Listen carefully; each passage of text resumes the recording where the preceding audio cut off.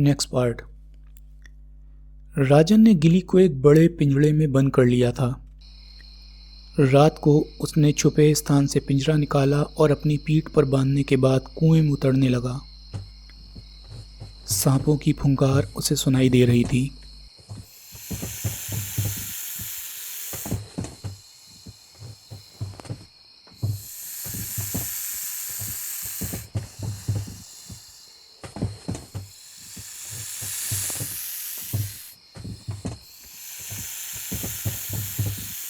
लेकिन कोई भी सांप गिली के कारण अपने बिल से मुंह बाहर नहीं निकाल रहा था, क्योंकि गिली के कंठ से भी भयानक गुर्राहट निकल रही थी। कुआं बहुत गहरा था। कुएं की तल पर पहुंचकर वो टॉर्च की रोशनी से वहां का निरीक्षण करने लगा। दीवार को वो ठोक बजाकर भी देख रहा था। एकाएक राजन की आंखें चमक उठी। एक जगह उसे ईंटों की बजाय टीन लगा नजर आया। धीरे से धक्का देते ही वो दरवाजे की तरह खुल गया।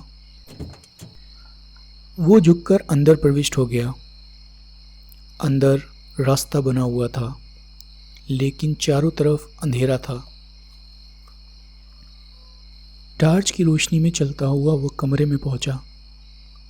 उसके साथ वाले कमरे से बोलने की आवाज़ें आ रही थीं, जिसका मतलब था उस इमारत की ज़मीन के नीचे गुप्त तहखाने बने थे, जिसमें अपराधी ने अपना अड्डा बनाया हुआ था। किसी के कदमों की आवाज़ सुनकर राजन फुर्ती से एक कोने में दुबक गया।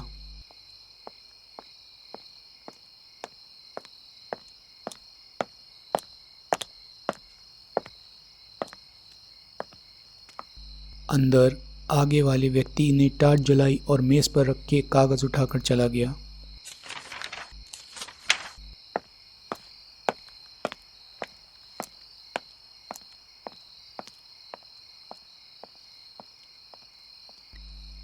बाहर से उसने दरवाज़ा बंद कर लिया था।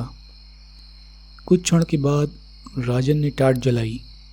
मेज़ पर उसे बहुत पुरानी सी एक पुस्तक दिखाई पड़ी। वो उसे उठाकर देखने लगा।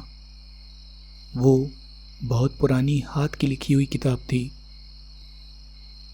शायद वही किताब जिसके लिए राजीव की हत्या की गई थी।